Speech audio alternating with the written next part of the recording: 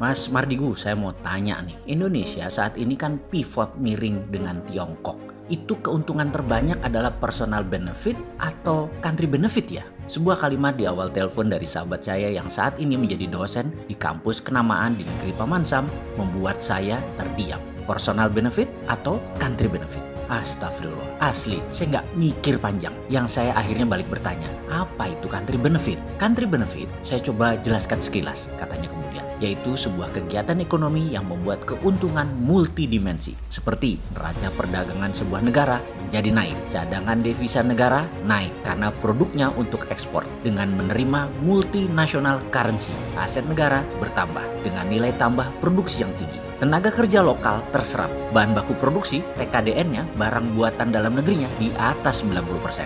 Tidak ada flight capital pelarian dana keluar, ada alih teknologi ke tenaga kerja lokal, manfaat pajak tinggi, produknya memberi kekuatan politik di luar negeri negara tersebut. Kalau personal benefit, saya pun bertanya kepadanya. Ya, yang untung hanya personalnya saja. Yang membawa proyek atau yang menginisiasi proyek, dia yang untung. Cadangan devisa negara jadi minus. Aset negara atau natural resources capital jadi hilang. Hasil pajak kecil. Bahan produksinya semua asing. Pinjaman dana juga asing. Tenaga kerja asing dalam tingkat manajerial ke atas. Tenaga kerja lokal hanya buruh kasar. Tidak ada alih teknologi. Transaksi ke luar negeri namun duit capex, capital expenditure, nggak pernah balik masuk ke Indonesia lagi. Hanya operational expenditure yang masuk. Dan uang yang dibayar untuk membeli bukan multinational currency seperti dolar, tetapi mata uang negara pembeli. Misalnya yang beli Malaysia dibayar pakai ringgit, yang beli Vietnam dibayar pakai dong Vietnam. Itu namanya bilateral currency. Ini tidak membuat keuntungan atau country benefit sama sekali.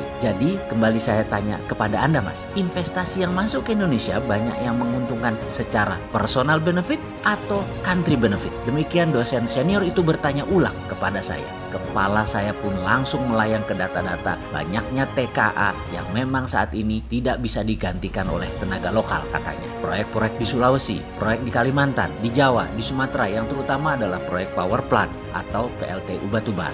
Membuat cadangan devisa naik nggak ya? Teknologi asing semua nggak ya? Dana asing semua nggak ya? Berapa pajak yang sudah dihasilkan? Tinggi nggak ya? TKA-nya sedikit atau banyak? Saya berpikir keras sambil mencari fakta data. Tanpa waktu lama, data tersebut mulai menumpuk di depan saya, kemudian saya dengan pede menjawab.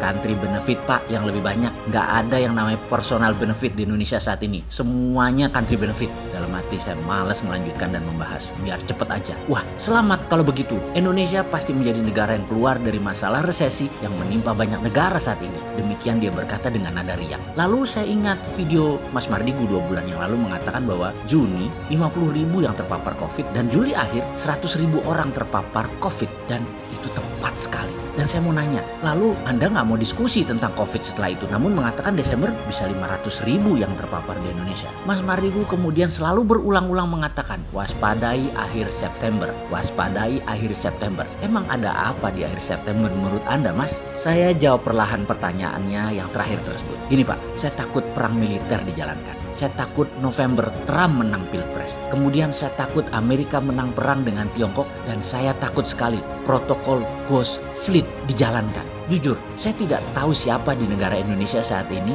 yang menjelaskan ancaman atau who define nation threat dan mempunyai skenario untuk mengantisipasi nation threat-nya. Mendefinisikan ancaman lalu menyiapkan antisipasinya seperti halnya sebuah moto Latin yang Jenderal Napoleon Bonaparte pernah pakai. Civis pacem para bellum adalah moto pasukan elit yang menyatakan kalau Anda mau perdamaian, bersiaplah untuk perang. Ngomong-ngomong, saat ini nama kode pasukan Amerika dan pasukan beberapa negara yang mengepung Laut Natuna Utara di dalam berperang melawan Tiongkok adalah Civis pacem para bellum. Ini kode keras di mana setiap negara yang memahami nama kode ini harusnya mulai menerjemahkan kemudian bergerak mengantisipasi. Karena itu kita mengingatkan Amerika dan sekutunya serius mau menghajar Tiongkok. Ini yang saya takutkan kejadian di akhir September mendekati masa Pilpres di Amerika. Bentuk pasti perangnya, apa itu saya kurang tahu. Namun mudah-mudahan saya salah lagi. Yang penting tidak ada personal benefit dari miringnya Indonesia ke Tiongkok. Iya nggak? Betul nggak? Setuju nggak?